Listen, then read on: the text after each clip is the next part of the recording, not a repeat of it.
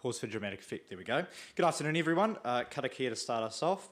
Whakatakati hau ki te uru, whakatakati hau ki te tonga, kia mākina kina ki uta, kia mātaratara ki tai, e hi aki ana ki atatura, he teo, he huku, he hauhu, ti hei, mauri ora, kia ora. Please be seated.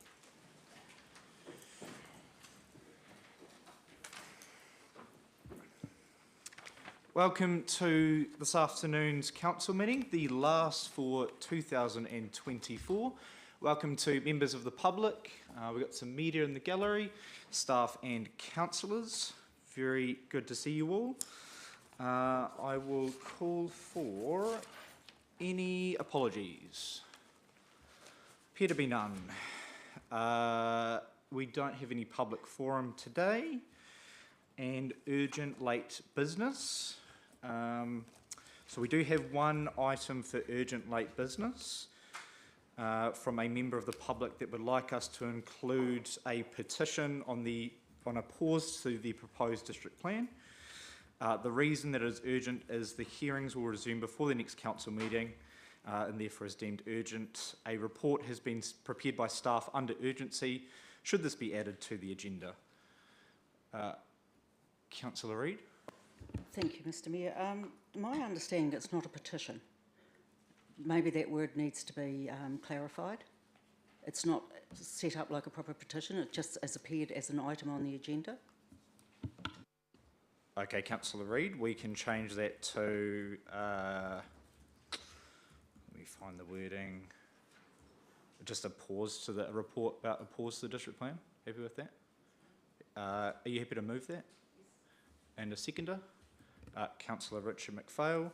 All those in favour please say aye. And against, the motion is carried. That will now become item 8.1. Is there any other items in the confirmation of agenda? I will call for conflicts of interest. Councillor Havel. Your Worship, the item that has just been added to the agenda relates to a procedural matter associated with the submissions to the district plan.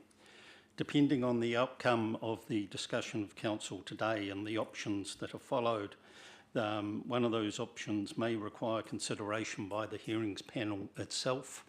I wish to have an open mind, be fair and reasonable in any input that the panel has, and I do not want to be swayed by anything that is said in the room today. I therefore will be leaving the room for the entirety of that item. Thank you, Councillor. Councillor Dixon.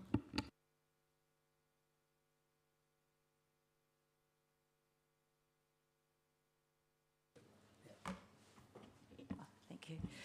I'd also like to be excluded from this discussion because I believe commissioners should be fair and impartial and transparent. Thank you, Councillor Dixon. Those conflicts have been noted. Any further? There appear to be none. Confirmation of minutes, starting with the confirmation of minutes from Tuesday, 26 November 2024. Do we have any questions for staff?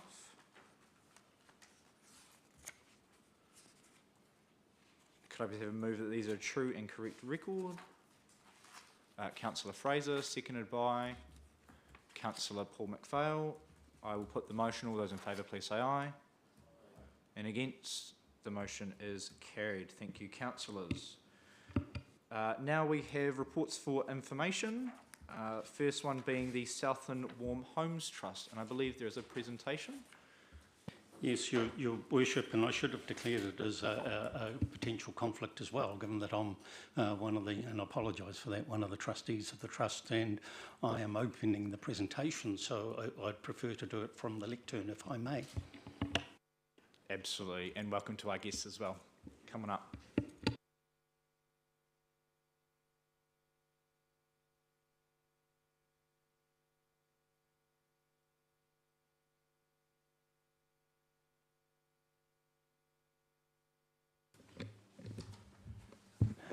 Thank you, Your Worship. The Southland Warm Homes Trust was established in 2008 by the Southland Power Trust and Electricity Invercargill Limited. In collaboration with EECA, the Energy Efficiency and Conservation Authority, the Trust provides insulation and heating solutions to households in need and seeks to make homes in Southland and West Otago warmer and healthier. Alan Beck, to my left, and his finance team at PowerNet look after the administration and day-to-day matters for the Trust.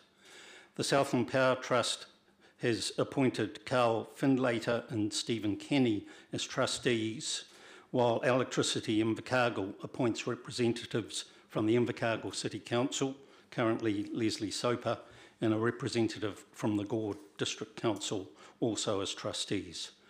While I am currently filling that role, I wish to acknowledge Brett Highstead as the former Gore District Council representative and trustee.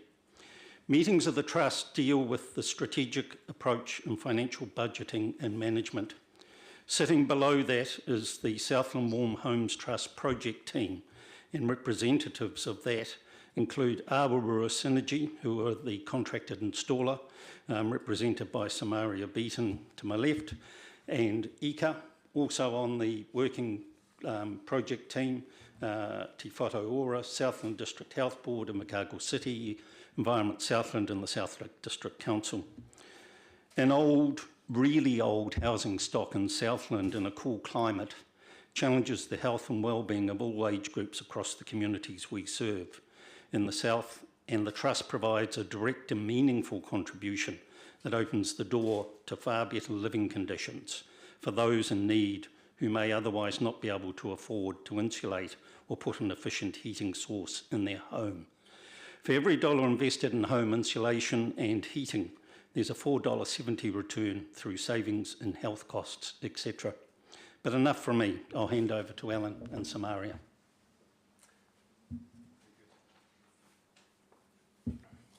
Thank you very much there, Councillor Hovell. My name is Alan Beck. I'm the Financial Controller at PowerNet in Invercargill, and one of our functions is to provide the administration service for the Southland Warm Homes Trust.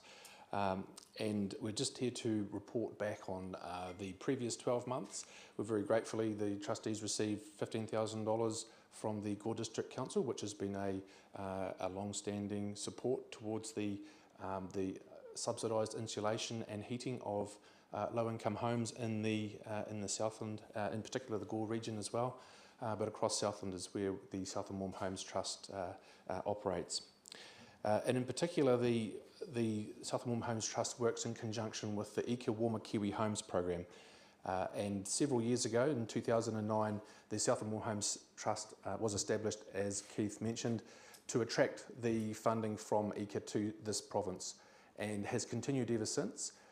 And we're very proud to say that in the 16 years that the Trust has been operating, it has helped to insulate 10,000 low-income homes and provide 2,000 heating units into low-income homes across the region in that time.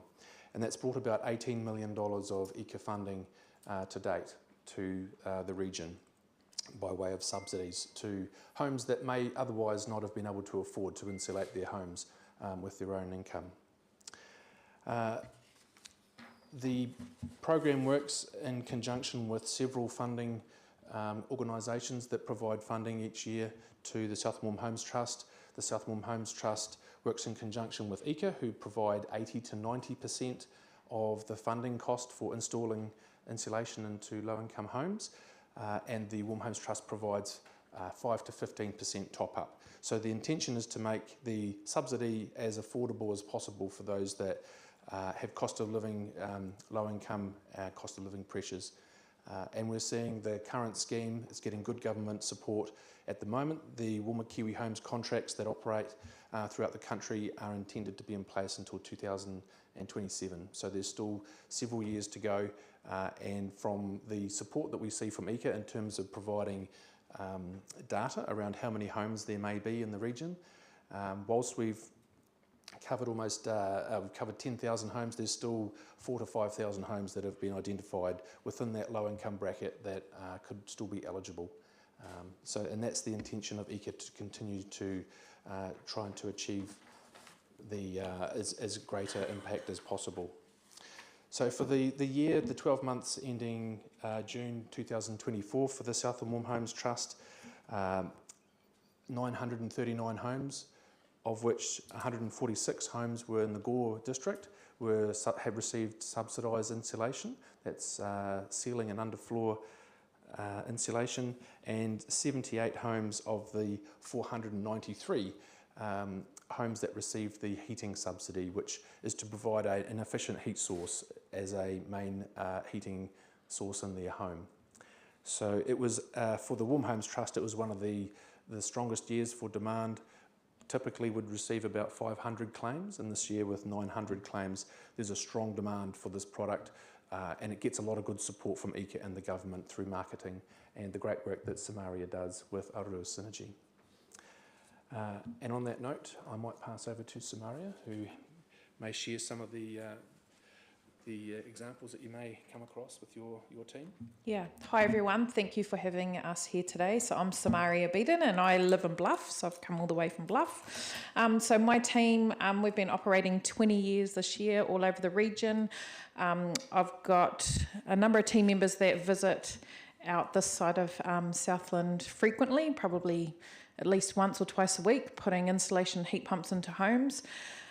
With this funding that we do receive through the Southland Warm Homes Trust, it helps us leverage off other funding from corporates. So another project we've got is with Meridian Energy. So if any customers are struggling with energy hardship, we've got someone who can go out and help them, put curtains, bedding and all sorts of things in their homes. As well as Te Whatu Ora, we've got another Healthy Homes initiative program that we can run there. And it really makes a huge difference. And I think all of us as taxpayers, this makes a big impact on our tax. We pay so much tax in this country for hospital visits and children being sick, and these sorts of programs help reduce those issues in our community. I'll just talk to an example. My assessor who goes out and does the education, she does a number of visits per week. She finds families that are struggling with energy hardship. They're in the winter time deciding whether to turn the heater on or feed their kids. Some of them have no proper bedding. They're sleeping on the floor, no curtains. So there is a lot of this devastation happening in all of our communities. And so, yeah, your support and help really does benefit. The other flip side of it is energy hardship is everyone's responsibility in this country. So people that waste their energy bills, it's not helping us as a whole country. We are, as we go into the future, we're requiring more energy, our lakes are lower and everything else.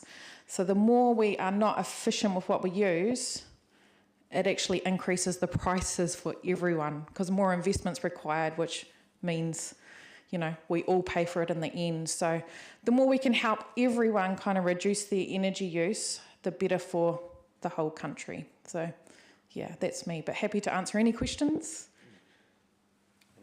Thanks for the continued support. Thank you very much, team. Excellent presentation. Councillors, questions? Councillor Reid. Thank you, Mr. Mayor. Talking then about the health issues, do you have any data actually showing the benefits of the insulation over time on a particular area? So just recently, Te Whatu Ora have released a 5-year evaluation on the Healthy Homes Initiative, so it's through the whole country. There's about a 507% return on the government's investment. That's how significant it is. Those measures and interventions we put into people's homes has an impact. As well as we find a lot of elderly people in the communities everywhere that feel like, no, I don't need this, it's for other people. So it's interesting to even try and the people that think they don't need it actually do need it as well, and encouraging them to step forward. Because we all pay taxes, let's get the house done and it's done. You know, it should last 50 years, so yeah. Thank you, and thank you, Councillor. Councillor Stringer. Thank you. Look, of the 4,000 to 5,000 homes left remaining, how many of those are in the Gore district, and how actively are you targeting them? Because roughly averaging 500 houses a year. That gives you another 10 years before you've used that up. Can you target them any quicker? Question. Good question. It's one of those things, especially during summer, people don't even want us in their house.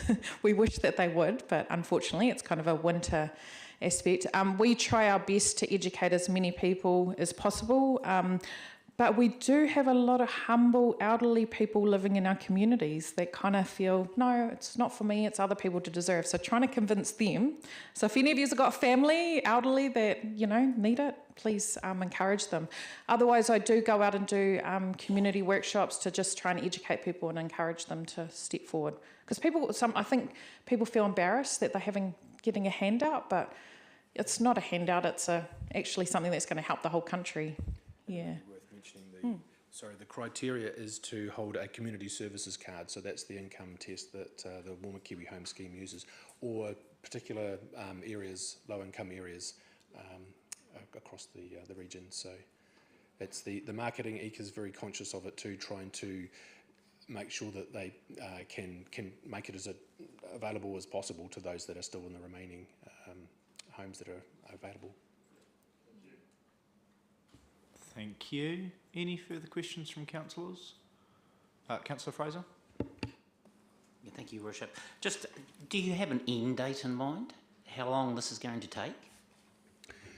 Well, so over the 16 years, there's been several end dates, I guess you could say, from in terms of the EECA support, the government support, they're putting 80 to 90% of the funding into every claim, every home insulation job that's been that qualifies. At the moment, they've extended their contracts with the installers, like Aotearoa Synergy, out to 2027.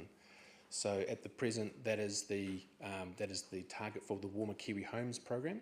We also at the Southern Homes Trust have other smaller initiatives that we support. So a financial hardship or the Healthy Homes initiative, which is a referral-based system. So that doesn't have the 2027 limit, but the trust with the trustees review every quarter. We have a meeting and they review the opportunities that are about in this part of the community, this type of work in the community.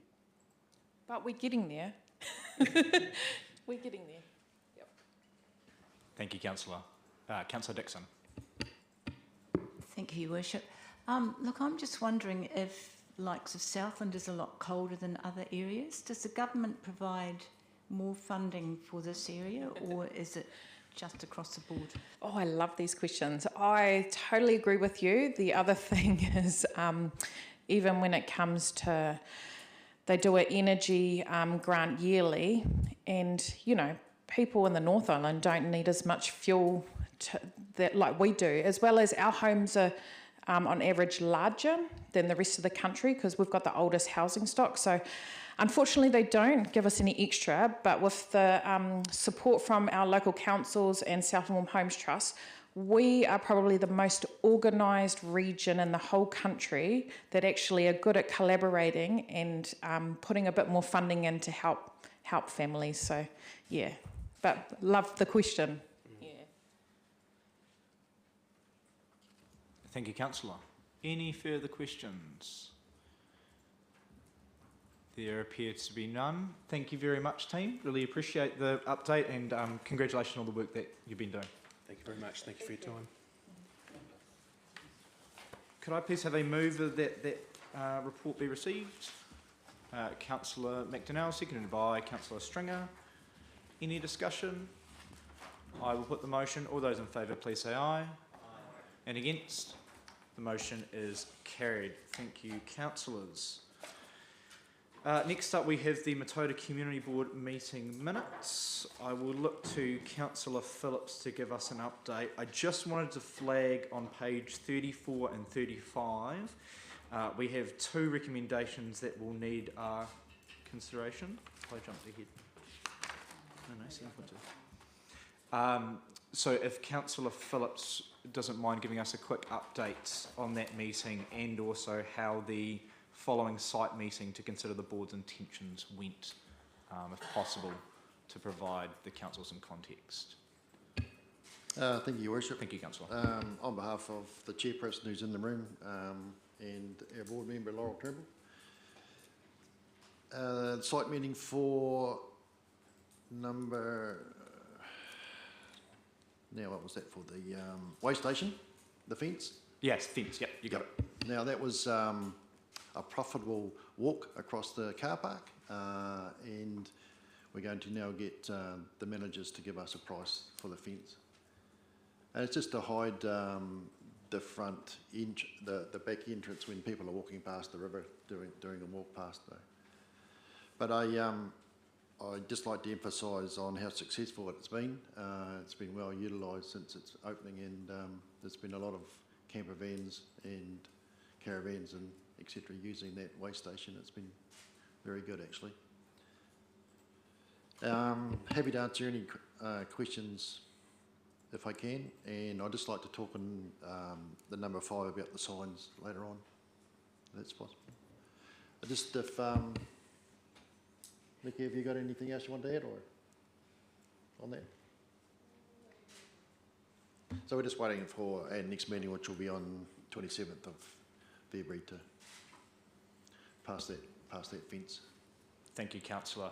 You'll need endorsement from council tonight in regard to that. But we'll if that's possible. Yeah. Any questions for Councillor Phillips or the chair who's in the room? Councillor Stringer. Through your worship, what sort of fence are we talking about here, Neil? Just possibly a wooden fence, just to hide any activity that's happening if there's anyone walking in the back end of them. Basically, it's just to hide the activity that's going on. Thank you, councillor. Any further questions? So I'll look for a move that these minutes be received. Can I also look for a mover that that staff prepare a report on the fencing options, including cost and supply of installation of fencing at the Matoda campervan dump station? Are we happy to handle them all together, or would you like to handle them separately, Councillor Hovell? There is also the item in regard to the bloke shed that I believe will require adding to that. I was just about to get to that, Councillor Hovell. Would you like to deal with that together or separately? That one I'd like to deal with separately, please. Could I please have a mover of those first two? Happy to move, Councillor Phillips, seconded by Councillor Hovell. I'll put that motion if there's no debate. All those in favour, please say aye. And against, the motion is carried. Did you have a question on the bloke shed, Councillor Hovell, or you just wanted to make a comment? So to put you on the spot. I guess in looking at the report, I'm interested in terms of the process that the Chief Executive actually sees something like this going through, so that we can deal with it in a fair manner. And I would have thought as part of the long-term plan process was what came to mind.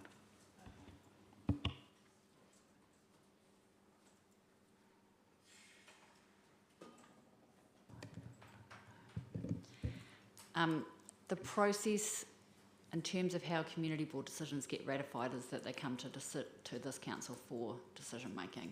So that is the process that's in front of us today.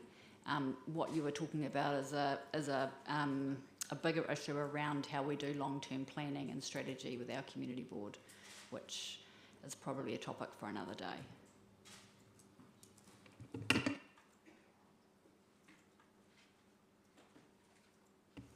Are there any further questions on the bloke shed? Councillor Reid? Just a comment.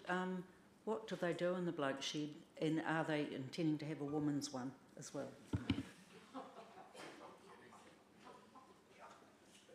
I can't possibly comment on that because I'm not a member of the bloke shed, but I can ask. I can answer that. Okay, that's fine. Answer that bit. They have women attending as well. It's just a bloke shed because that's the national corporate body that they're associated with, but they do have female members joining regularly. We quite often bring baking, so it works well. No worries. If you've seen some of their products that they've produced out of that bloke shed, it's in repairing old materials and things, and other things for the community. They're doing a very good job, actually. But in saying that, there is a bit of a discussion about its location at the moment, and we're waiting for a report to come through from the senior manager in regards to that, Your Worship. While I'd like to think that the council would formalise its conception at being there, subject to, of course, all the rules and regulations that it's applying to its own rules and regulations, if that was possible. Yeah, it's just in principle. I mean, there's still quite a bit of work to be done before it would be an official decision. Councillor McDonnell. So we're looking at building, is the council looking at building this shed, or is the community people looking at building it? No, the Blight shed, the community is building the shed at no cost to the council. Okay, that's the first thing I wanted to clarify. Are you sure there's not another shed somewhere in Mataura, like the old library or some building like that in Mataura you could use for a bloke shed? We seem to have so many sheds in Mataura. I'm thinking that the facility officer wouldn't want to take his building away from him because he's using it as storage at the moment. But they wish to build their own shed, a facility that they can own and maintain, and it makes sense because 3/4 of the people that are involved with the men's shed actually run and operate the garden, Mataura Gardens, which has been operating since 2006? Since 2009. So it's going to become a one-stop shop, and the only other thing too, of course, is people can go there, will be able to buy any of the equipment that they do up and etc. So. Thank you, Councillor. Councillor McKenzie. Not a major, but just as a matter of interest, how many gentlemen and ladies frequent the gentlemen and ladies shed? Around about. I'm not after exact numbers, just as a matter of interest. Nikki? Thank you, Councillor. Councillor Dixon. Thank you, Worship. My question is to Neville, Councillor Phillips. You had concern about the shed being close to the boundary line, and I understand that you would need a consent to build it, maybe. So will that those legal boundaries be sorted before that? That was our discussion just before, Your Worship, in regards to any regulations, etc. As long as it's consented and so forth. And that's working through with the facility officer and the chief executive at the moment.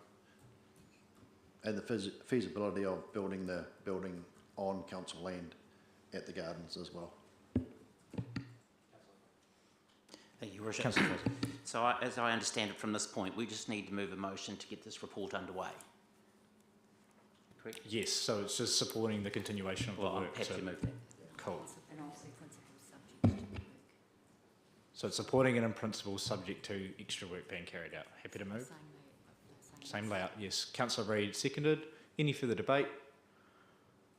I will put the motion. All those in favour, please say aye. Aye. And against, the motion is carried. Thank you, councillors, and thank you, Councillor Fraser, for moving that along. Next up is the Merrill report. I have an updated version which I will pass to Councillor. Your Worship, I just had one other item, and I was going to talk about item number 5. Oh, sure thing, go for it. I'll just hand these out. Thank you. Just the welcome signs to Mataura, well, they're not welcome signs, the signage for Mataura, the signs that have been waiting quite a long time for, just to keep the councillors informed that I sanded down the metal parts the other day and I intend to paint them. The paint has been brought by the community board and they will be painted before Christmas, just as we promised. So look forward to seeing the nice bright colours on the signs as you enter and exit Mataura. Well done, Councillor Phillips. I had a number of questions about why the signs have changed colour. Yeah, that's the reason. They've been sanded off. That's good to know. Thank you, Councillor. Onto the Merrill report. Councillors will have a slightly updated version. Apologies, I didn't hit save before sending it to our governance manager. So it has Councillor Stringer's and Councillor Hovell's appointments on there as well. Are there any questions for myself on this report? Conversations with the Minister were... Oh, maybe parliamentary reception, is that what you're going to ask, Councillor Fraser? Perfect. Good at reading minds. Parliamentary reception was hosted by Air New Zealand, flew a lot of us mayors up there to meet with the Prime Minister and a number of other ministers, so we used that opportunity to talk to ministers about all sorts of different things, RMA, wastewater, you name it, but all just kind of in-person discussions, and then we had combined sector and rural and provincial after, so it was quite convenient having it at the same time. Any questions? Any further questions? All happy? I will look for a move that report be received. Councillor Gardine, seconded by Councillor McDonnell. I will put the motion. All those in favour, please say aye. And against, the motion is carried. Thank you, councillors. On to 7.4, which is the Rural Halls and Domains meeting minutes. Would any of the subcommittee like to talk to this at all? Providing updates? We're all happy? Councillor Gardine? Yes, we got a second quote. The Kaiwera Hall people got a second quote on their hall, and it was up to them to make a decision, and we moved that the 12,000 be granted, and they can make the decision. Thank you, councillor. I will still need that pulled out and approved by council to dot our I's and cross our T's. Is Councillor Richard McPhail happy to move that again, and seconded by Councillor McDonnell? Thank you. And that will include... Sorry, Your Worship. And also the remaining balance we need to approve. Microphone. The remaining balance, the second part of that also needs to be approved by council because the delegations may not allow for it. Apologies, thank you. Yes, I did mean to, I did that by assumption, so yes. The mover and second are happy with that. Cool. That's open for debate. Do we have any other questions about this? Councillor Fraser. Yeah, I see there's quite a remaining balance that was carried over from last year. Does this just continue to be carried over and carried over? Councillor Gardine? It depends if you get a big project. Big project sometimes cleans it right out, and sometimes it bounces up and down, and at the moment it's sitting quite good because some of the halls haven't come in with a big project, and probably they just come along. Yes. Thank you. Thank you, councillors. Any further discussion? I will put the motion. All those in favour, please say aye. And against? Motion is carried. Thank you, councillors. Connected Murihiku minutes. Did Councillor McPhail, Paul McPhail, want to add anything? Thank you, Your Worship. Just take the report as read. Just reporting back, it's sort of our role on the committee is probably coming to the end. It's the government funding they have is going to run out next year. And the joint committee will probably, they're looking to form a charitable trust, which is really the only way forward. So they're going to work towards that. Hopefully by March they'll be looking at what they're going to do from there. So apart from that, just take the report as read. Thank you. Thank you, councillor. Any questions for Councillor McPhail? Could I please have a move that this report be received? Councillor Reid, seconded by Councillor McDonnell. Any further discussion? I will put the motion. All those in favour, please say aye. And against, the motion is carried. Thank you, councillors. On to the management accounts to 30 September 2024. Did you want to come on up, Lorna?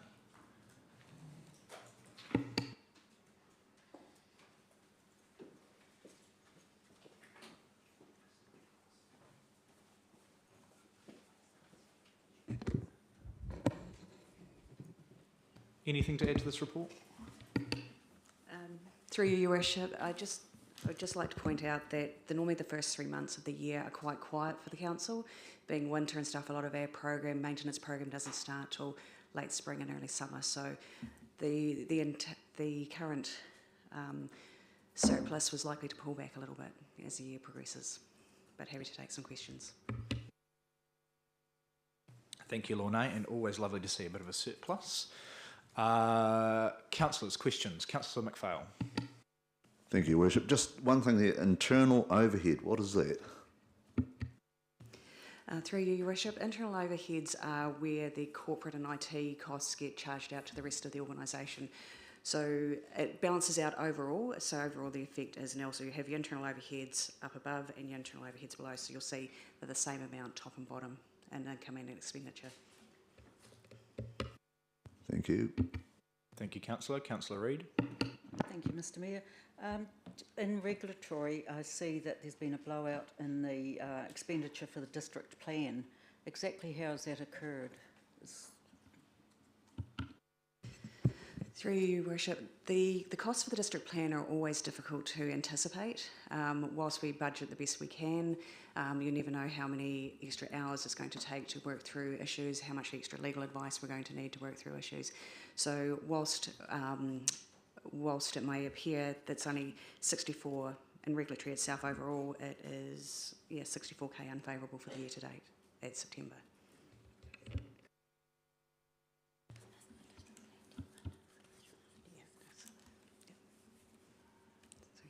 Sorry, so that will change again when it balances out?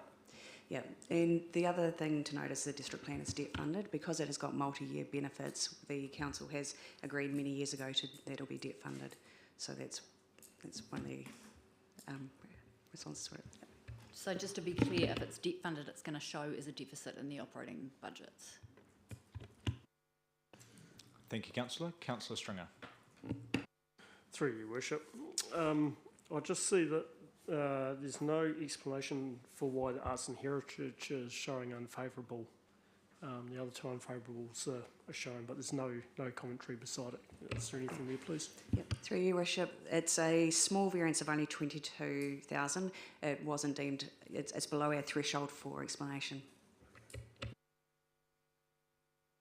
Councillor Richard McPhail.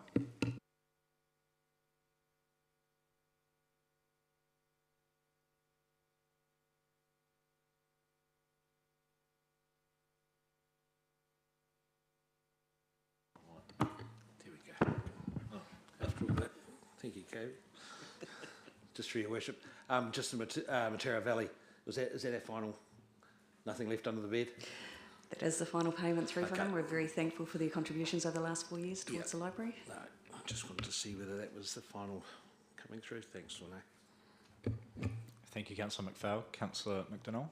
Yeah, that 196,000 is actually technically a capital sort of payment. So our surplus of 193 is not what I'd call a trading surplus. It takes us back slightly into deficit. But then you can wind all this around because you've got 303 coming the other way for the district plan. So it makes it quite hard when in council we mix up capital with revenue payments. So the surplus is there. You could accountant could manoeuvre this figure around all sorts of ways to deficit to bigger surplus. So it's just an indication that we're relatively close to budget. Thank you, Councillor. I don't know if we need an answer there. Thank you for that clarification. Councillor Gardine. Yeah, I just noticed the financial side on the interest. It's showing 119,000 up, and it's sort of a weak comment to say that it might come down. But my calculations are we've got such low deposit rates or interest loans coming off that I think our interest will probably stay the same, if not rise. Would that be the case? Or? There's definitely there's a difference between investment income and interest costs.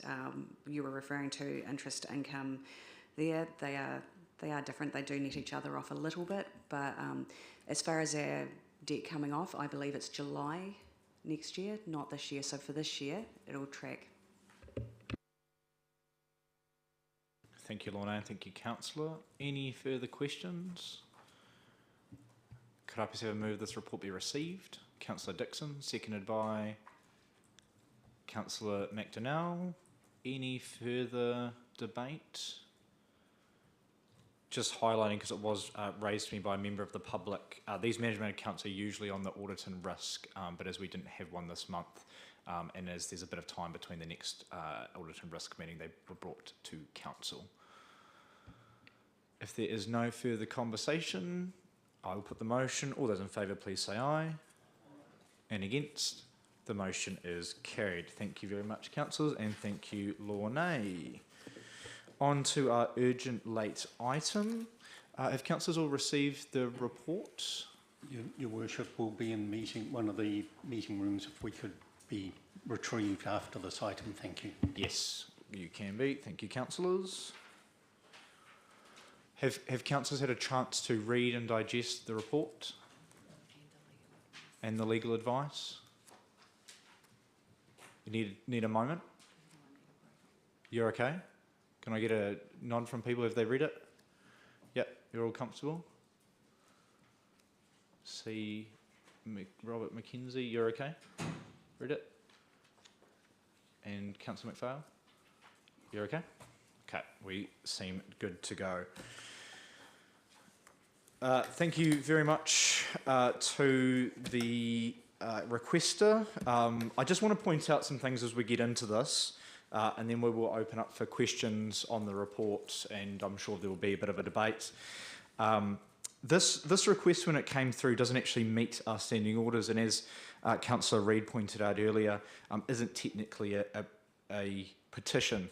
And we did have the option of outright rejecting and not discussing it today, but it is really important that we do listen to the community and do hear these things.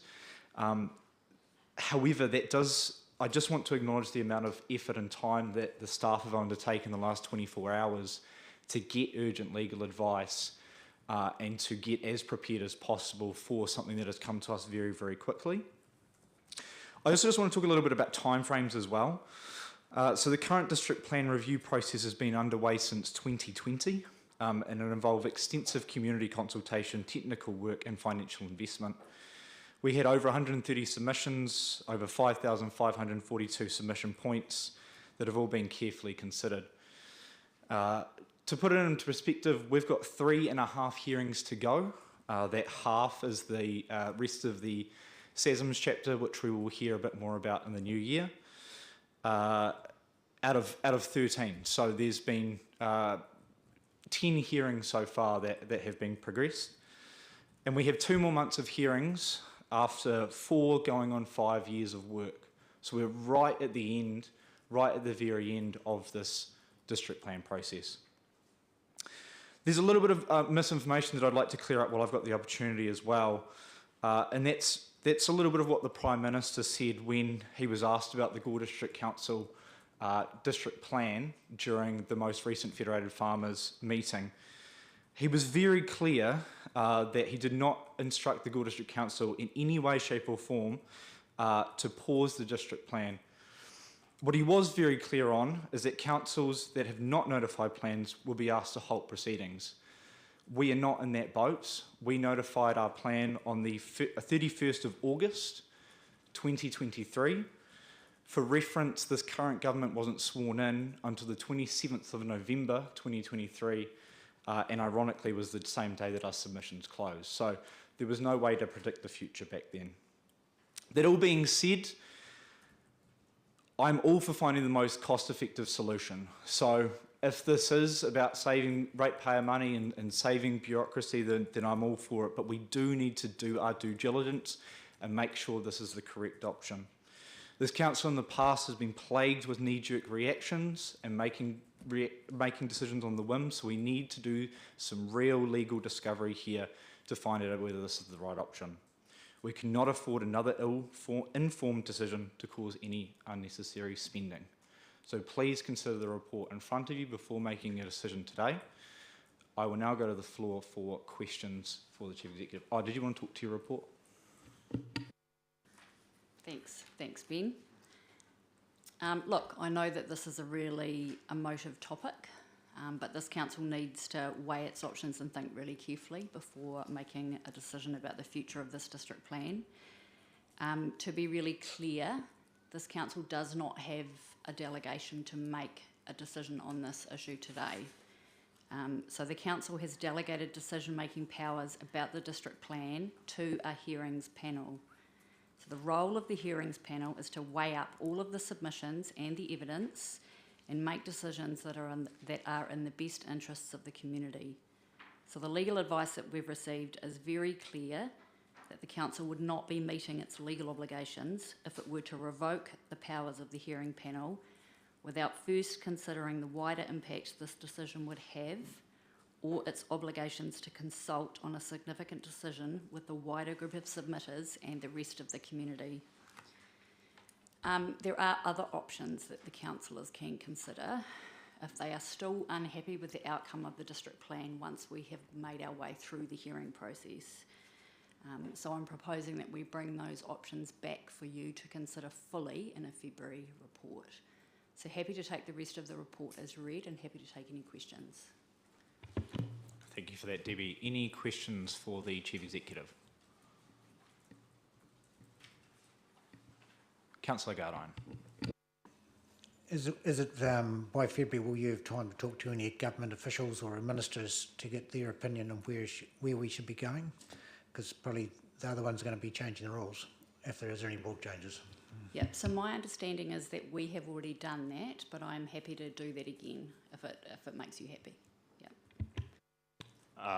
Timing is a funny thing. I've just had the Associate Minister for the RMA, MP Simon Court, in my office right before this meeting, and we happened to talk about this, and his recommendation was to continue on with the process, and then if we have to go back and make any amendments, specifically around the SNA bit that we've already paused anyway, then we can do that. Thank you. Councillor Paul McPhail. Right, I might say what's right or what's wrong, but it's a mess. The community feels really bad about this, and so do I, as a ratepayer. I don't think the answers are not there. So at the end of February, we can say, right, stop. We look at it, we say we don't like that, and we can pause that then. We can take a piece out. We can. What can we do? That's what I need to know. I need to know an answer because people are coming up to me all the time and it's obviously not what people want. We've got one chance to get this right. If we don't get it right, the whole community, everybody around here, and rightly so, is going to be very unhappy. So we need to know what we're doing is right. So I'm just not sure. I'll really think about it, but I'd like to hear the answers. So that's why I'm proposing that when I come back to you in February, you will have an extensive list of options with the consequences of each of those options to consider. I can't prepare that for you today in the short time period that I've had. So at that stage, do we need to move a motion then to pause at that stage? Can we do that? So until the list of options are in front of you, you would need to wait and see what those options are at the time, but there will be options for you to consider if you are still not happy with the outcomes from the district plan. Thank you, Councillor. Councillor Richard McPhail. Just a few questions there, Your Worship, and obviously reference to the Associate Minister there. He's probably been listening to the news all day. We've been getting told by central government what to do, so I don't really take too much credence in having him addressing us and telling us we should be doing this or that. So that's my first piece. Okay, just a few questions there. We obviously have the interests of the stakeholders that have already been involved in process here up to through 10 hearings, and obviously we've got a responsibility to that sector, the rural sector. They've already invested in process. How do we look at this? Because we know that as we step through here, there's certain dates that are going to be hit the next week or so around notification and then going into further hearings in February. If that decision's made, how do we protect those people or look at providing an outcome? Because our clear legal opinion tells us we've got our hands tied to actually, we can't pause, that it's actually a suspension or a stoppage. So where do we go with that?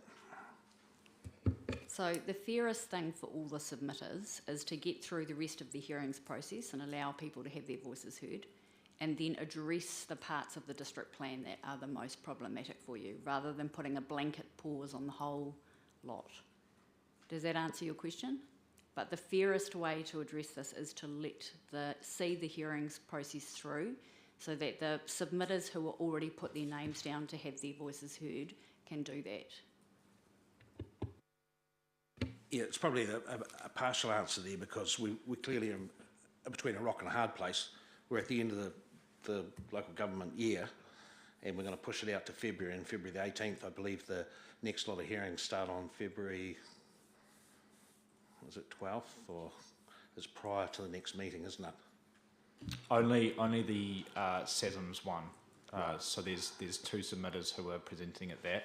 That's a continuation of the one that was in the last one in December, and then we have the council meeting, and then there's the biodiversity hearing not long after that. Obviously. So just to clarify, to answer the other part of your question. So if the council is still unhappy with particular parts of the district plan, once the hearing process has been finished in full, then there are options to withdraw parts of the district plan that you do not want. So those are options, but I would need to fully scope those options and the legalities of those and bring those to you in the February meeting. So leading on to that, the question would be, we can't, as the council, go to our delegated panel of commissioners with a recommendation or a query with what we have here. So the legal advice today is saying that that would not be a sensible thing for you to do. It would open you up to judicial review and you would lose.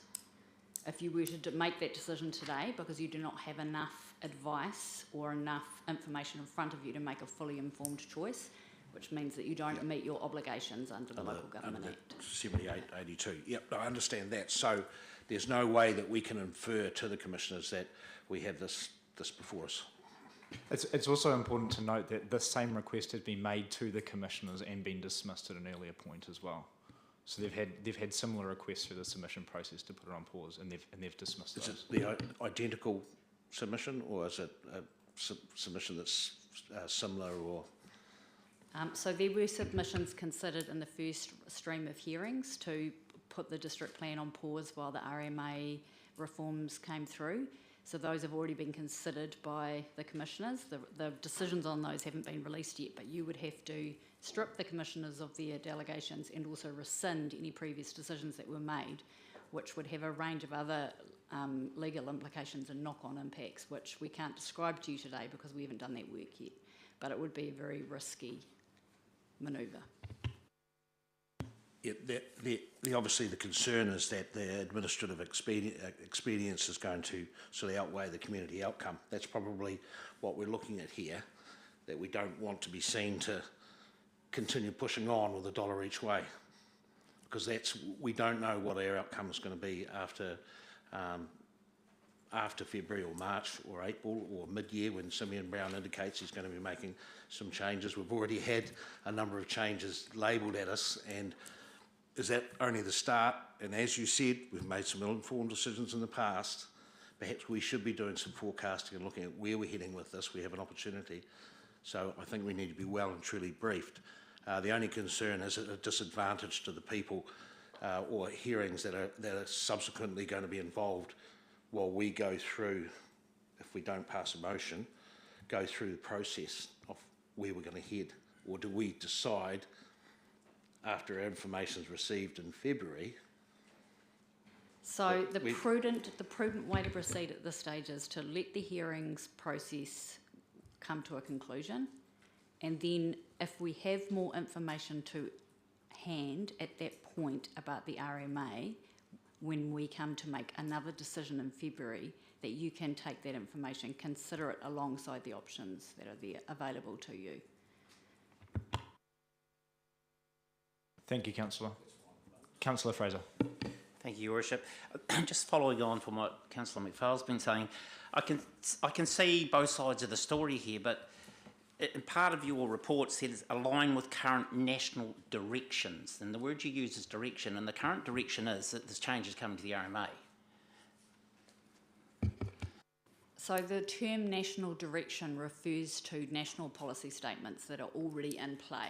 So all we can do is deal with the legislation that's in front of us right now. So if a government indicates that there's reform coming, we can't try and predict or guesstimate what that reform can be and then act on that advice now. We have to wait until it is officially part of a national direction, which is then released through the form that they usually do in the form of a national policy statement. Does that make sense? Yeah, it does, and I wish they'd just word it differently, because to me a direction is what's been indicated.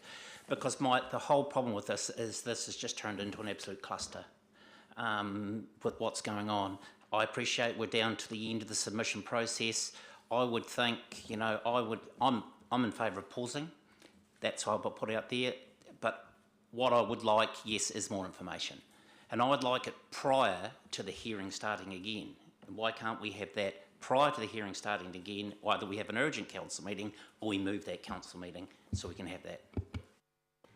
I agree that it is unfortunate and it is very confusing for the community when the government comes out and announces that they intend to put forward a reform in a particular place, and then unfortunately councils are left having to regulate with the existing rules or the rule book that we have no control over. So 100% agree with you that it's a confusing and unpleasant situation and very difficult for our communities to understand. Thank you, Councillor. Just on the time framing, I just want to put in context of, you know, it is the Christmas break. It'll be hard to get that specialist legal advice in January at such pace. So just bearing that in mind, it also puts a huge amount of pressure on staff over the Christmas break to get something back so urgently. Just bearing that in mind before making any decision here today. Councillor Reid. That was actually going to be my point, that when we do make these decisions, we need to have a good report, as Councillor Fraser just said, so that we are able to understand exactly where the implications are around risk for the council and the ratepayers and reward for the people who have been submitting and have actually been severely impacted financially as well around this whole process. It's actually quite an embarrassment. Councillor Mackenzie, then I go to Councillor McPhail. Just a comment really, discussion paper number 28 there, I'm just going to read the last part of it. We need more time to understand in detail what the council's cost would be, but are likely to be at least 500k on top. My assumption is correct, Debbie? So that's if we were to If we were to pause, yeah. Yes, there would definitely be a cost to this council to do that. So you can't just stop a process and then just pick it up again later. This is something that's really jumping out at me, 500k. In my book, that's a lot of money. Thank you. I'll go Councillor Richard McPhail, then Councillor Paul McPhail. Yeah, just through your worship, you probably touched on the point that I was referring to before around the fact of the timing. If we can't give a direction to the commissioners, can we have space for those next hearings? Can that be a question that can be asked by the CEO to them to give us time to receive that information to ensure we are pursuing the right outcome and we are acting correctly? So the schedule and the timetable of hearings is a decision that is for the commissioners to make. So this council cannot determine that schedule or make advice to the commissioners unless they're willing to jeopardise their current legal standing, which is the issue that I guess is in front of all of you today. So which is why I'm suggesting that we let the hearing process come to its natural conclusion and then address these issues at the end, because it will help us to avoid the legal issues. And it will potentially give you an outcome which is the same, if not better, because you will be able to target your intervention to the areas that actually require remedy. Just on that time frame as well, so it's only the SESMs, the resuming of the SESMs chapter that'll be before the next council meeting. That I can guarantee you that Fed Farmers is probably chomping at the bit to submit on that, so I'd be hesitant to get in the way of that. And then we'll have the council meeting. It can be paused before the biodiversity one happens. So that's the time frames. I'm just confirming that all questions are getting asked at the appropriate forum, so that members of the public can see that we're actually going through due process and ensuring that we're exploring all opportunities, because clearly it has, with the number of signatures and people within the community, it's something that's sitting right in front of us, and we need to take due diligence on it. Thank you, Councillor. Councillor Paul McPhail. Thank you, Worship. Oh, look, the cost to the council for doing their project is one thing. We must never forget the cost to the public. That if we get this wrong, that's the key thing. It's going to be their businesses, their farms, their houses, their everything else. We must never forget that. So that's the key piece. I look at that and think, remember where we come from. Thank you, Councillor. Councillor McDonald. Yeah, I'm being in a farming business in a very small way concerned about this chapter, but and I've actually growled at the guy here and got told off for it that was writing it because some of the things I thought were totally stupid in it. But the point is here, we're asked to make a decision about pausing a major piece of work, and I've only got really notification to read this today, and we're doing what's a classic. You can conquer on horseback, but you don't rule on horseback, and we're trying to rule on horseback here, and we're just going to go crashing into the gully if we're not careful. So we need to slow down, take some advice, and get the right advice and make decisions on that advice. And so I'm as annoyed as any other farmer out there about this stuff, but we've got to do this properly or we'll end up in a bigger mess. So that's my piece on it. Thank you, Councillor. Any further discussion on this topic? Jason? So just one thing I think, just picking up around the conversation around the table, is there's a lot of presumption here around the outcome of this process, and we just need to remember that no decisions have been made yet.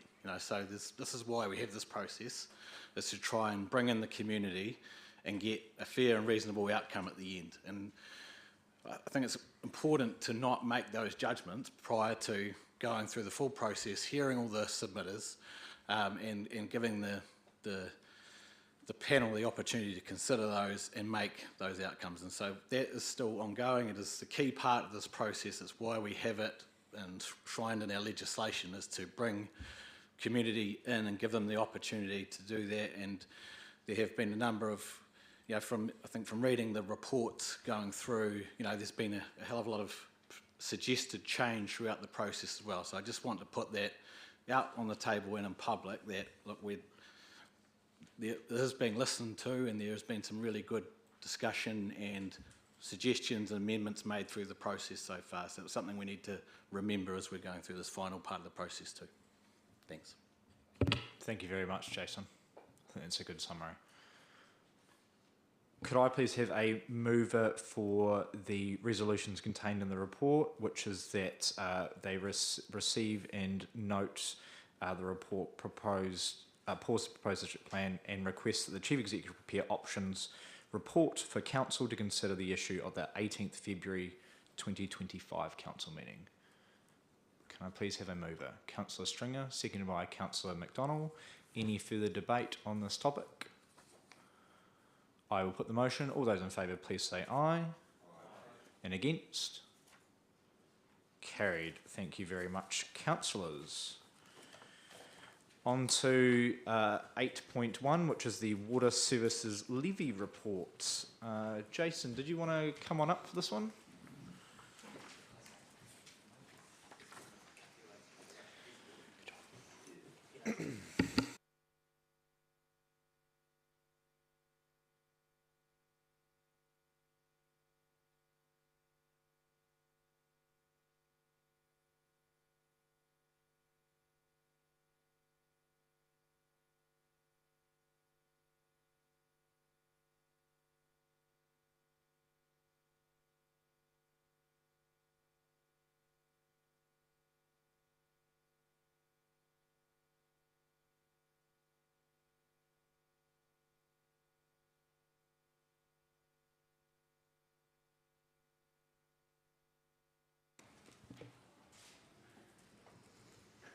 So we've had both councillors agree to double the levy. No, I'm joking.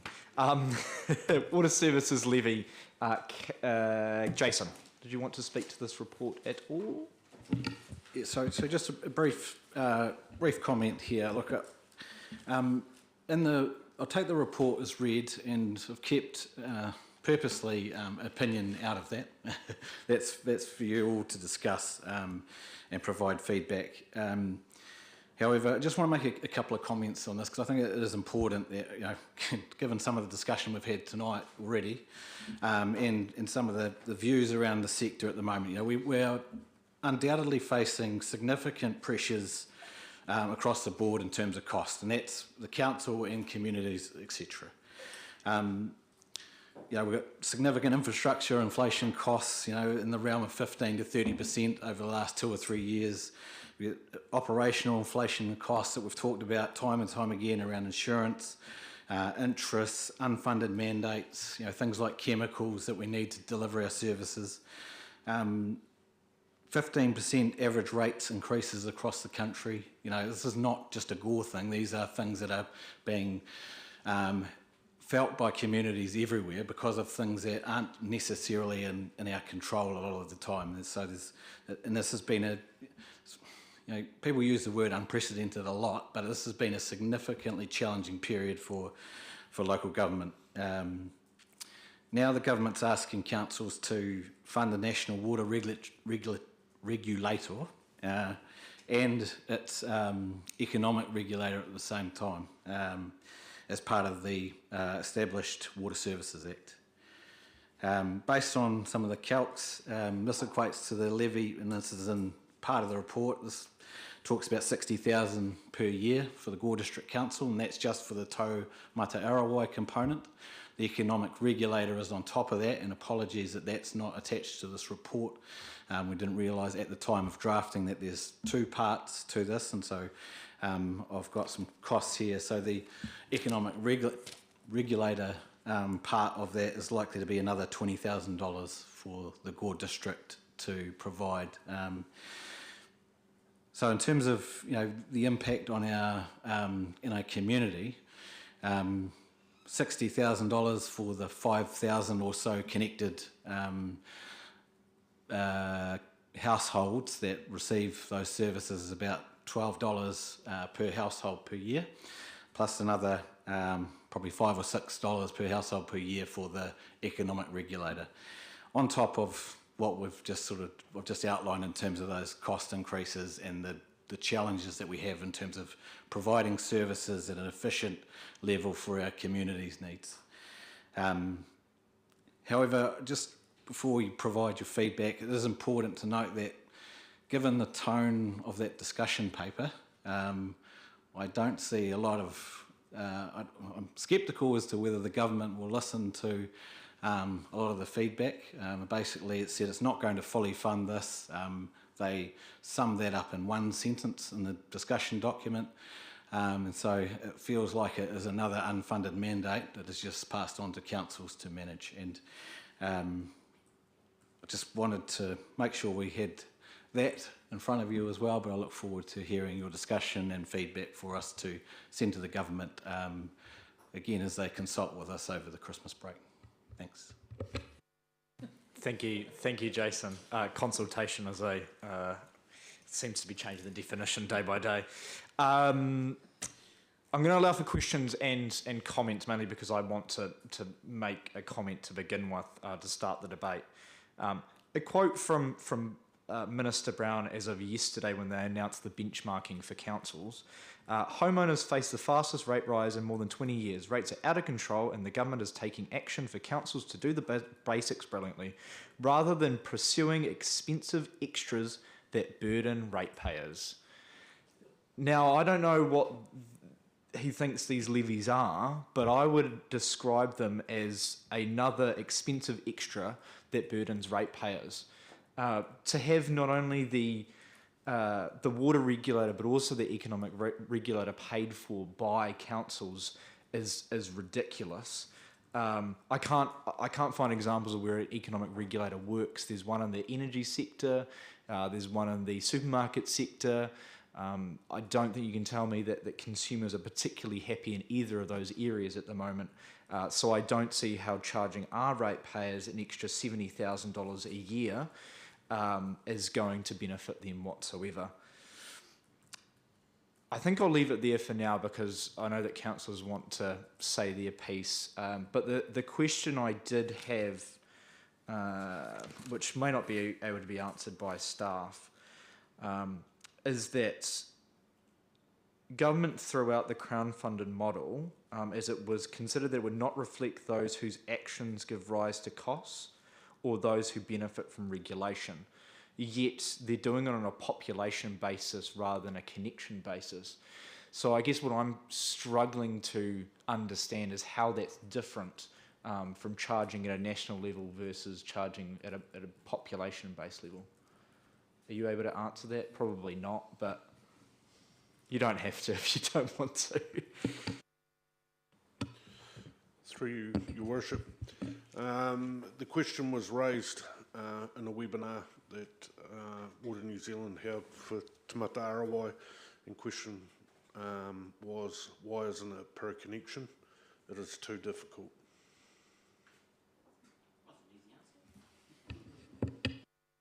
Yeah, it's quite difficult for us to charge it per ratepayer as well. They could just charge it per taxpayer, but that's thank you for that, Aaron. Thank you for that input. Councillor Reid and then Councillor Gardine. Thank you, Mr Mayor. I was just gobsmacked reading this. Takes your breath away, really. It's cumbersome, puts the onus back on us, and our levy will be reviewed every 3 years. So I don't imagine it's going to stay at 50, 60,000 for very long. There's more bureaucracy, more reporting, more administration costs, more audit costs to us as a council and ratepayers on top of what the audit that we already pay. I mean, where's the value for the ratepayer and the water consumer here? There is none. And, you know, it just leaves me flabbergasted. I'd like to see us bring back Three Waters. I just wonder if the people in the community who decided that it wasn't a good idea at the time might like to perhaps review their decision. But it's just, yeah. Thank you, Councillor Reid. Councillor Gardine. Yeah, it's in my head in a wee bit trying to work through all these different approaches of how you actually put that money out there to be charged out. First of all, the action you need to look at is the 26 million or 25 million total cost of the regulator, which is cried up there, but then I sort of divided it up by the councils, and it means you'd probably have a full-time employee in the Gore District Council looking at our water, which we don't have. So, but then I looked also at the cross things that happen in our community, like we've got the Glen Kennick scheme from Balclutha that comes in on our east side, and are they going to charge it different to what we do here on our side, and people will get charged double. And so, and then you've got lifestyle people that haven't even got water connections. They only got rainwater and they've got their own separate tank. It's totally unfair to charge them. And then if you look at the other side, is if you put it on a connection basis, if you probably all the people on the street would have one connection for the whole street and put a water pipe to each per house. So people would dodge the system that way. So it's no easy way to do it. And I think the easiest way is for the government to pay. They set it up. They are getting the savings from the health, better health of people, and they should pay. Thank you, Councillor Gardine. Councillor McDonald and then Councillor Dixon. I hate these sort of levies for two reasons. One, it's a levy on the ratepayers. Two, I know what's going to happen to this organisation. The 26 million will be 62 million in about 3 years because it will just grow out of control like a cancer, because there'll be no one controlling those people, and they'll just think this is a gravy train that we can get on, and if I get another 10 employees, I can get myself up the rank and I'll get another level and I'll go up 50,000 in salary, because I've worked in a big corporate called Forest Products, and that's what a lot of people did. They just thought, get a few more people under me and I can go from a level 10 to a level 15. And so this whole thing will just mushroom out of control before our eyes. So I say we should say we don't pay it. We don't want to pay it. Thank you. Bye. See what they do. Thank you, Councillor. I think I have Councillor Dixon next.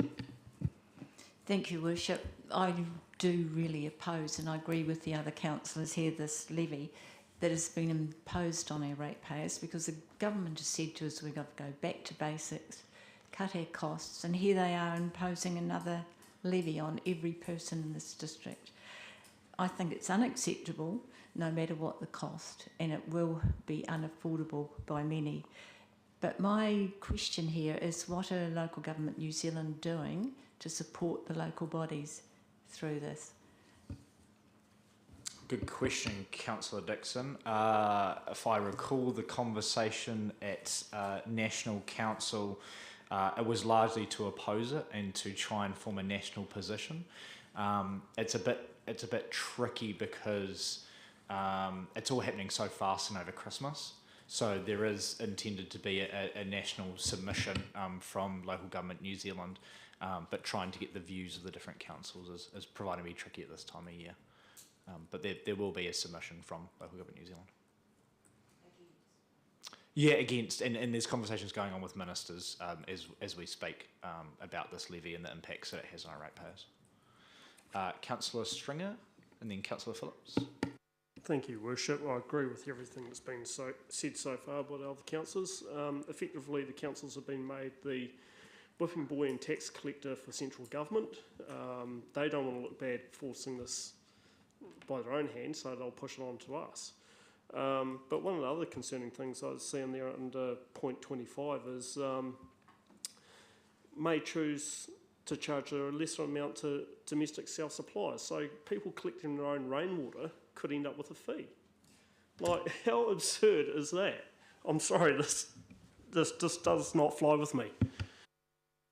Thank you, Councillor. Councillor Phillips. Yeah, thank you, Your Worship. Well, I had to write down a few words, and I'll say them out here on the piece of paper because there could have been a nasty swear word come out. But anyway, several years ago, I sat at the table when the Mayor was Mr Tracy Hicks and the Chief Executive Steve Parry said that Three Waters reform will be a great thing, and I was the only councillor that voted against it and said it will cost our ratepayers lots and lots of money. So I think my thoughts are probably coming true. But anyway, over many years, central government reform programs have either had a bad timing, been non-supportive, poor participation in working together, and this report today, this Water Service report, and also the Back to Basics news article that turned up in their paper, in the Otago Daily today, also adds more wasteful taxpayers' money. This will not enhance our community, rather it keeps placing more financial burden on our district ratepayer. They ask for transparency. Where is their transparency? Central government continue to impose decisions on local government, hide behind us, blame us for rate rises, and call us the bad boys. Well, sometimes the bad boys have to fight back. And I say enough of this time. Find another way of funding it, and not our district ratepayer. This is only the start. I believe we're in for a big fight. Thank you, Councillor. Councillor Fraser.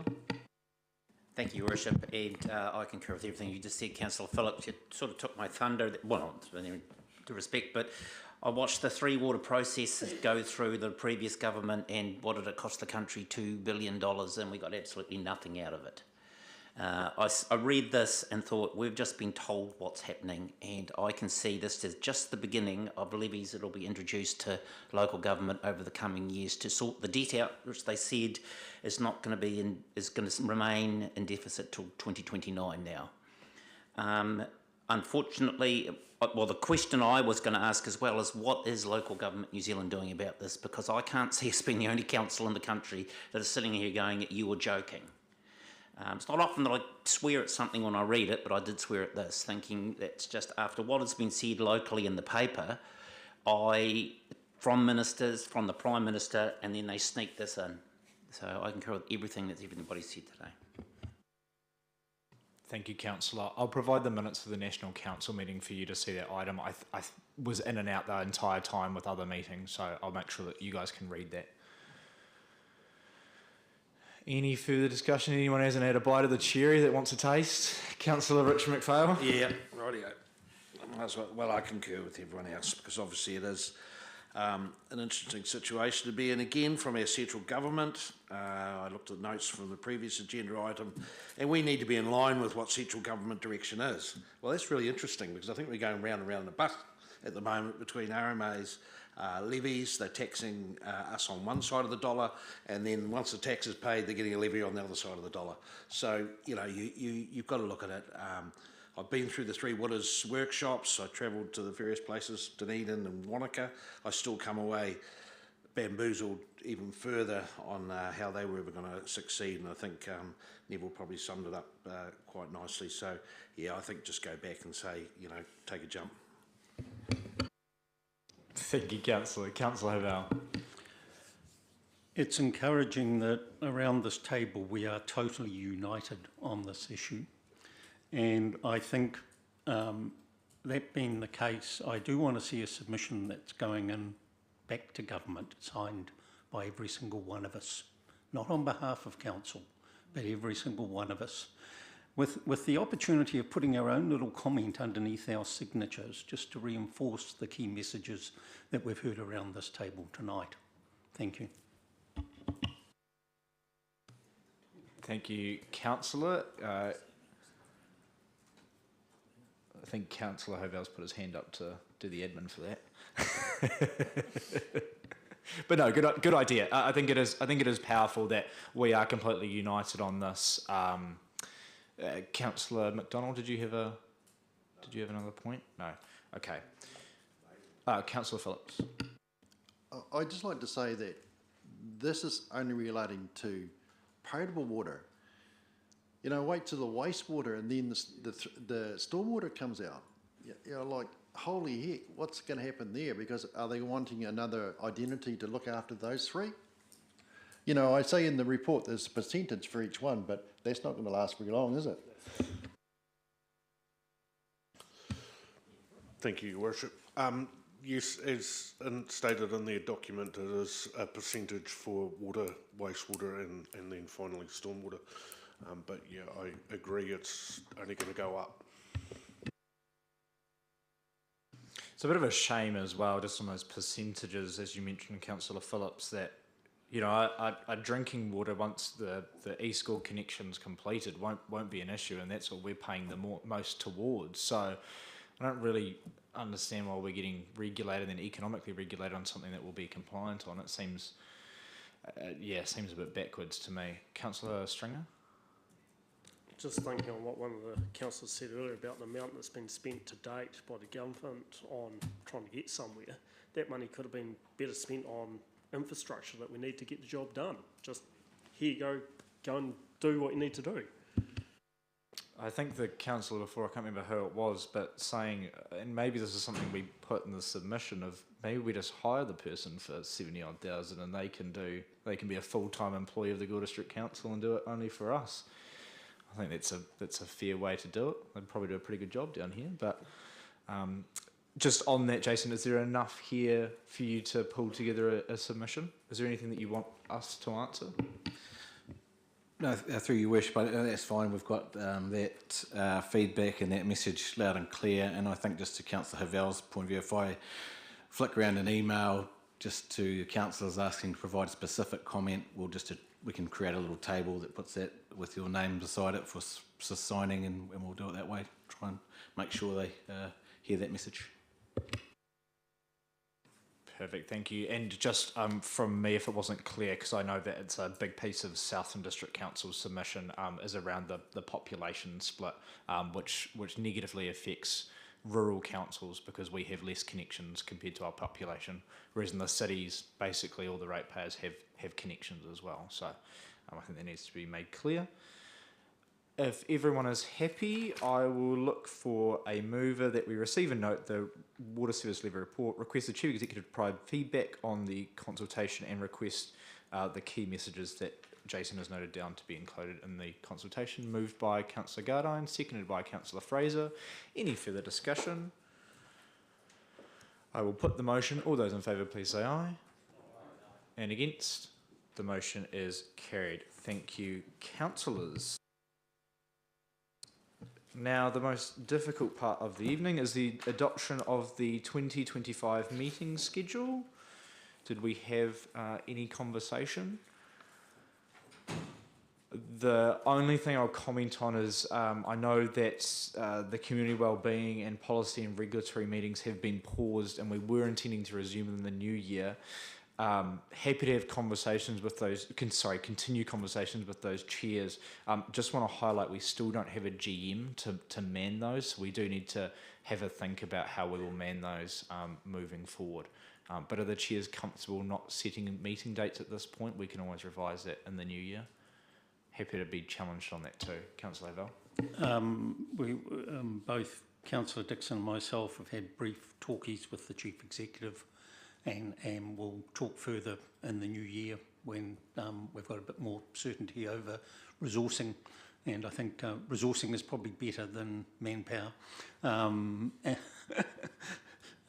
So yeah, happy to leave as is on the understanding that things could shift. And that'll be subject to further reports back to Council. Yeah, thank you for that, Councillor, and appreciate and want to highlight publicly as well that the pausing of those committees means that staff can allocate more resources to the long-term plan, which is our priority at the moment, to get out the door for consultation to allow as much time as possible in front of the community. Councillor Reid. Thank you, Mr. Mayor. So may I ask exactly when we'll be looking at filling those positions that make those meetings possible? We are going through recruitment for a number of key roles at the moment, so once I have an update for you, I will let you know. But we are making our way through the process. Great.